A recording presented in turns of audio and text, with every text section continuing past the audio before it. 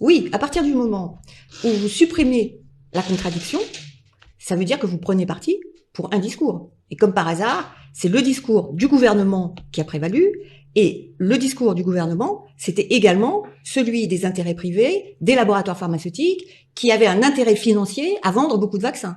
Donc évidemment, il fallait pas qu'il y ait de traitement. Si vous vouliez vendre des vaccins, il fallait pas qu'il y ait de traitement.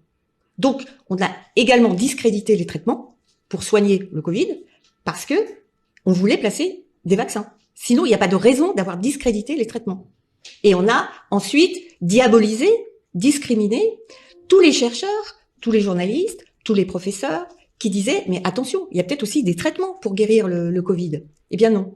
Et on a aussi interdit aux médecins de soigner. Au nom de quoi?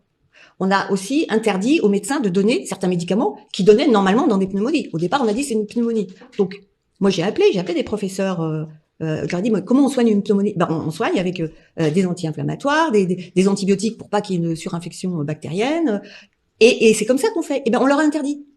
Et même des médecins qui ont dit, on a essayé de donner les médicaments classiques et ça marche. Ces médecins-là, ils ont été ostracisés et ils ont été discriminés et même poursuivis par l'ordre des médecins, parce qu'ils avaient soigné. C'est-à-dire que eux, ils avaient respecté leur serment d'Hippocrate.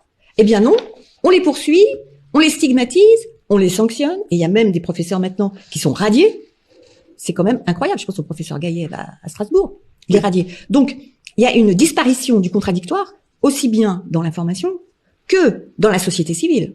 Dans la société civile, sont les médecins, sont les chercheurs, sont les professeurs, dans les écoles. Ils osent plus parler, les professeurs.